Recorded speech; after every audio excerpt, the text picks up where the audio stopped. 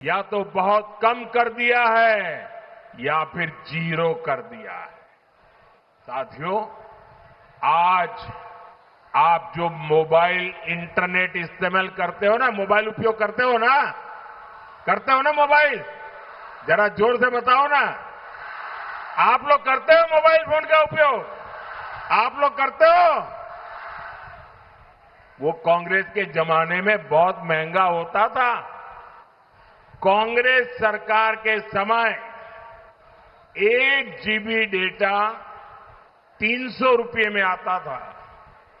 अब वही डेटा सिर्फ 10 रुपये से भी कम में आता है। मोबाइल डेटा सस्ता होने की वजह आज हर मध्यम वर्ग परिवार के हर महीने 4-5 हजार रुपये बच रहे हैं।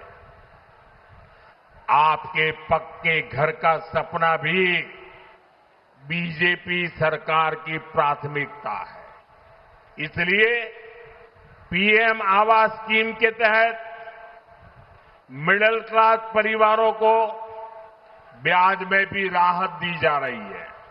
साथियों, पहले मिडिल क्लास परिवारों का बहुत बड़ा खर्चा बच्चों की हायर एजुकेशन पर होता था।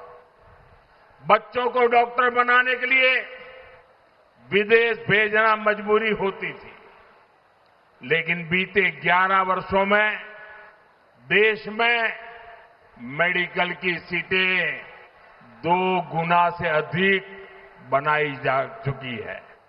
इससे मिडिल क्लास परिवार के हजारों रुपये बच रहे हैं।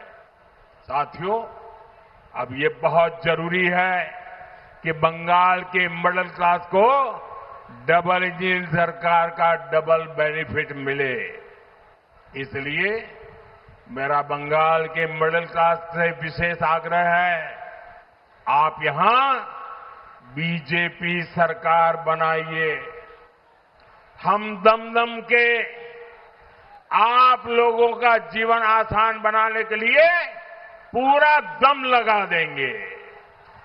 साथियों, भारतीय जनता पार्टी वो राजनीतिक दल है जिसकी बुनियाद में बंगाल के विचार है, बंगाल का प्रवाह है। हमें गर्व है डॉक्टर श्यामा प्रसाद मुखर्जी पर, जिनकी प्रेरणा से जनसंघ का जन्म हुआ। फिर समय के साथ भाजपा की स्थापना हुई। डॉक्टर श्यामा प्रसाद मुखर्जी का संकल्प था, देश का संविधान पूरे देश में लगना चाहिए। और उन्होंने नारा लेकर के लड़ाई लड़ी थी। वो कहते थे, देश में 2 विधान, 2 निशान, 2 प्रधान नहीं चलेंगे। उनके आशीर्वाद से हमने जम्मू कश्मीर से धारा 370 को हटाया, जम्मू कश्मीर में देश का संविधान लागू किया। साथियों, डॉक्टर मुखर्जी देश के पहले उद्योग मंत्री भी थे। अगर उनके विजन को आगे बढ़ाया होता तो देश आज और ऊंचाइयों पर होता। साथियों, डॉक्टर मुखर्जी का विजन, उनकी नीतियां आज भी बंगाल के औद्योगिक विकास को नई ऊर्जा दे सकती है। लेकिन हम यहां देखते हैं कैसे टीएमसी ने अपने 15 साल में बंगाल के औद्योगिक विकास को चौपट करके रख दिया है। टीएमसी के खोखले वादों और सिंडिकेट राज ने कोलकाता सहित बंगाल के सभी शहरों को, उद्योगों को, एमएसएमईज को बर्बाद कर दिया है। यही टीएमसी सरकार है जिसने बंगाल में 2000 बड़े उद्योग लाने का वादा किया था। लेकिन आज दमदम जैसे पुराने औद्योगिक शहरों की स्थिति और खराब हुई है। यहां फैक्ट्रियों में ताले लग रहे हैं। साथियों, कभी देश के दूसरे हिस्सों से लोग रोजगार के लिए कोलकाता आते थे, लेकिन आज युवाओं का पलायन यहां की सबसे बड़ी चुनौती बन गई है। आप स्पोर्ट्स का ही सेक्टर लीजिए, कोलकाता से बड़ा स्पोर्ट्स का हब देश में कहीं नहीं था, लेकिन आज बंगाल के युवा खिलाड़ी भी अच्छे अवसरों के लिए छोड़कर जा रहे हैं। आखिर क्यों? इसका जवाब आपको कुछ समय पहले भी मिला है, जब कोलकाता के ग्राउंड में शर्मनाक तस्वीरें आई। ये टीएमसी के नेता, विधायक, मंत्री सिर्फ यही खेला खेल रहे हैं। साथियों, निर्मम सरकार के राज में बंगाल की नगरपालिकाओं में कैश फॉर जॉब घोटाला भी सामने आया। इन लोगों ने रोजगार को बेचने का काम किया है।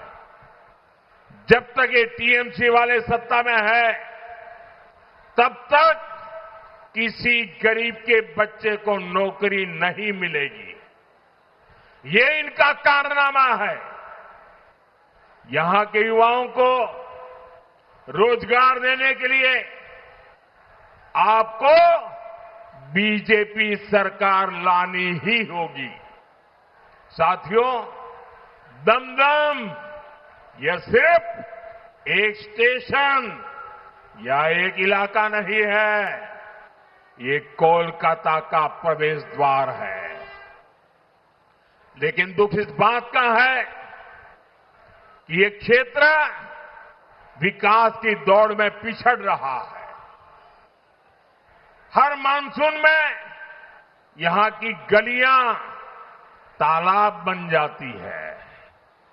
आज दमदम का दम पानी में निकल रहा है।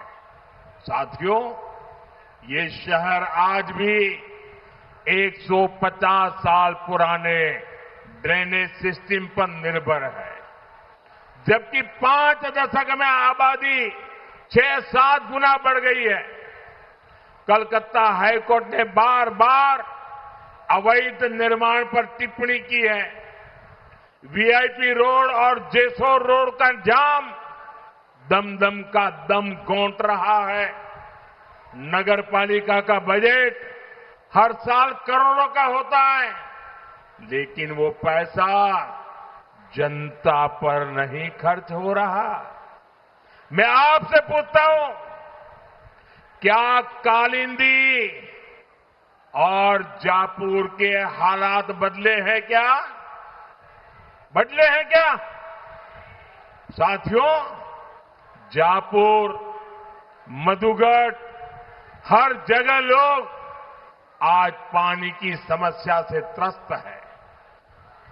यहां बैंगजोला नहर उत्तर दमदम की जीवन रेखा है, लेकिन आज वहां अनियोजित विकास ने उसे एक चौक पॉइंट बना दिया है। ये विकास नहीं, जनता की उम्मीदों का विनाश करने का काम हुआ है। साथियों, ये टीएमसी के लोग आपको 150 साल पुराने पाइपों में उलझाए रखना चाहते हैं। कोशिश यही है कि हर बारिश में इनका जुगाड़ वाला टेंडर चलता रहे।